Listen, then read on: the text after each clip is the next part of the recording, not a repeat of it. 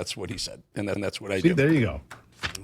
There you go. Good man. Bowling? Don't do it on my advice. Just do it if you think it's right. That's all. Gruber, talk to you tomorrow. Disclaimer. Yeah. See ya. All right, folks, as we're talking about right there, markets closed. Rough day across the board. I will get to some of the other roughness. Dow Jones about 800 points lower. S&P 118 points lower. That's quite a move. But the big loser of the day, the NASDAQ down 536. That's more than 2.25% lower. Jump over to the oil market. Up a touch.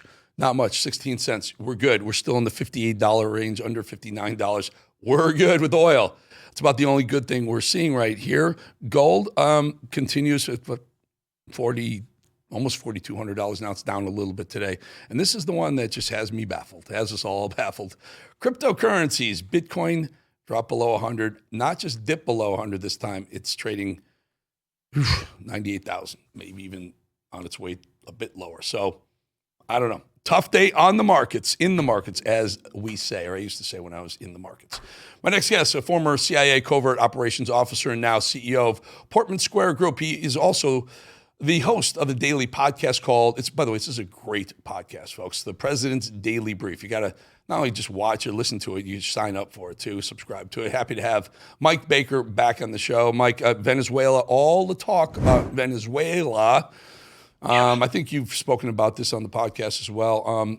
Venezuela is now, are they making rumblings that they might fight back the United States of America just because Trump is taking out some of their narco terrorist boats that are coming over? What are you hearing? Well, what we're hearing is that apparently in response to the buildup of military assets that the U.S. has been doing in the Caribbean, and much of it off the coastline of Venezuela, including the Gerald R. Ford, the USS carrier and the strike group that accompanies it.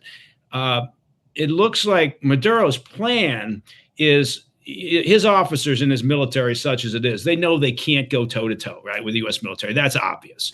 Right? In fact, one of their officers actually made the comment, said we wouldn't last 2 hours in a direct conflict with the U.S. military. So it looks like they're planning, according to reporting, is that what they would do is more of a guerrilla tactic, right? They would disperse their military units out in the field. They'd be looking to sabotage, create chaos. They'd use their civilian militias, with the whole idea being, or so they're saying, to create this instability and almost an ungovernable country. And what I believe the Maduro regime is hoping that putting that information out there would do is dissuade the U.S. government from actually directly engaging the Maduro regime, with the idea being, well, we don't want to step into that mess. I will tell you the smart money, and you look for different cues and clues what's really going on. If the world really thought that there was going to be any sort of major conflict with Venezuela, or that they would be able to put up any sort of fight, you would see oil prices spike. Now, Venezuela is one of the major producers of oil. They have a lot of oil in their under their ground. They've let it dilapidate, the oil industry. It's to the point where they're producing about half of what they actually could. But if it were a situation where the U.S. wanted to go in and say, we're going to replace Maduro, we're going to put in whomever, and by the way, for that, we're going to reinvigorate your oil infrastructure, you would see the oil prices fluctuating. Yesterday, oil went down almost $3 a barrel. So no one believes anything that's coming out of the Middle East. Question is, do we, and we just heard there was another narco boat, I think the narco terrorist 20th boat that was blown out of the water in the last, I believe, 48 hours or so. What's the end game with this, Mike? Because as someone who's lost a child to fentanyl, as horrible as that is, and fentanyl, and hate everything that's going on with these drug boats coming over, it's just, the libertarian in me doesn't like the U.S. going into foreign waters and killing foreigners. It just doesn't feel like it's the right thing to do. What are your thoughts on it? Yeah, I take your point entirely. Right, there's a lot of discomfort building around the world, certainly in Latin America, and with our allies, our closest allies. Look, I mean, some reports have indicated that the Brits, the UK government has kind of clamped down on their intelligence sharing with the U.S. over their discomfort over these strikes in the Caribbean. Canada has expressed discontent, the EU obviously, but the EU they're always complaining about something the U.S. is doing. I think that The problem we've got is that we're in completely, no pun intended, uncharted waters. Right now, we've been fighting supposedly for decades a war on drugs, and it never really was a war. I was involved in counter narcotics operations with the agency for quite a while, and you never changed the dynamic. Right, it never made a difference. You could blow up all the gear, all the drugs you wanted to in some factory or site overseas. Never changed the street price. Never changed the volume of what was housed in warehouses around the both in the U.S. and overseas. So it never really felt like you were winning that supposed war. And I think what's happening now is the Trump administration has decided, look, let's make it an actual war. Let's try something different. Now, I'm not against killing narco traffickers, right? But I do think that they've stepped into an area here that leaves them somewhat vulnerable. And part of it is their lack of transparency, not explaining who these targets are to the degree that they can without releasing sources and methods, but not providing enough information to say, yeah, because I think the average American would be behind it if they understood, okay, we get it. We understand. We've seen the evidence. These are legitimate targets. But still, we're going to get a lot of pushback from the international community.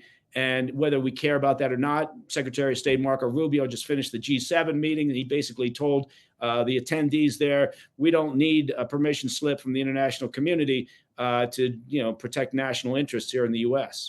And even if you think this is a great idea, let's just play politics for a second. The minute, and no one's perfect. I mean, look, people make mistakes. Countries make mistakes. CIA makes mistakes. The minute you make one mistake, or God forbid, these narco terrorists put a civilian, someone who's not involved, on one of those boats. As you know, we've seen Hamas use human shields in Gaza. The minute they do that and they're blown out of the water, you lose all the upside politically. Yeah, I agree with you. Look, and again, I'm conflicted on this, right? Because on the one hand, I do think it's time to try something different. The problem is, of course, is the same that it's always been, which is the demand side, right?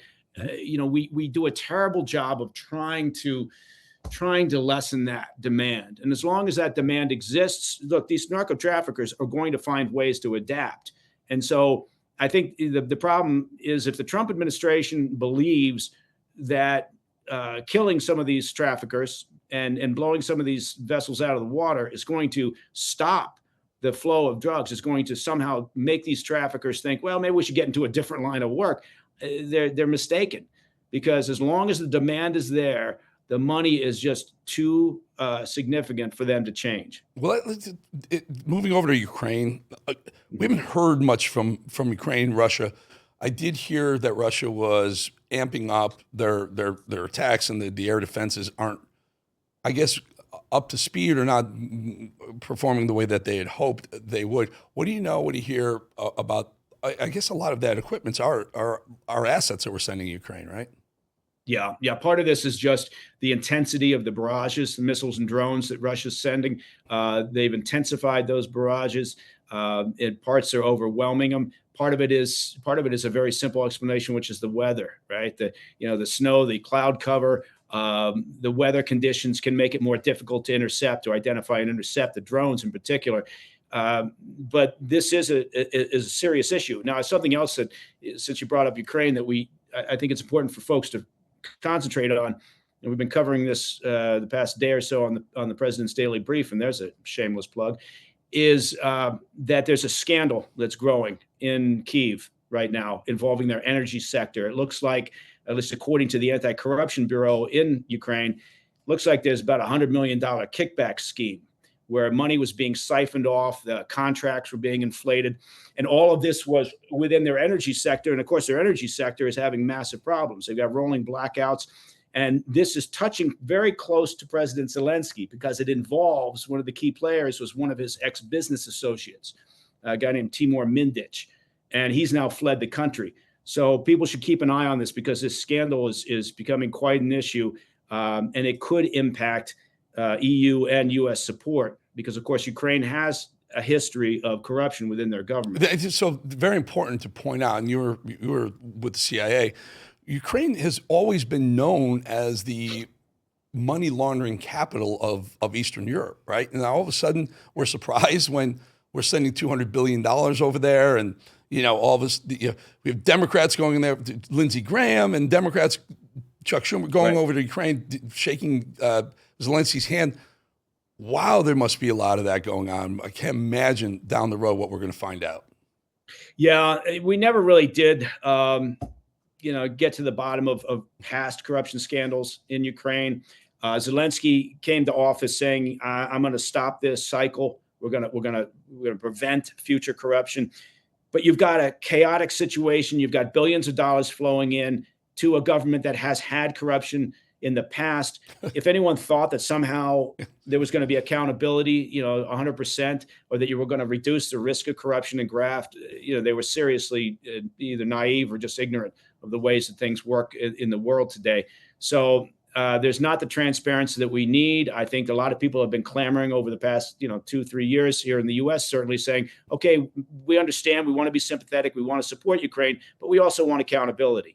And again, this current scandal that's building within Kyiv, and make no mistake, Moscow, the Kremlin will take advantage of this. So part of this will be amplified through, the Kremlin's efforts, because they'll see this as an opportunity to weaken the Zelensky government, which has always been their desire. Yeah, well, here's another shameless plug for you, my friend. But folks, it's a great podcast.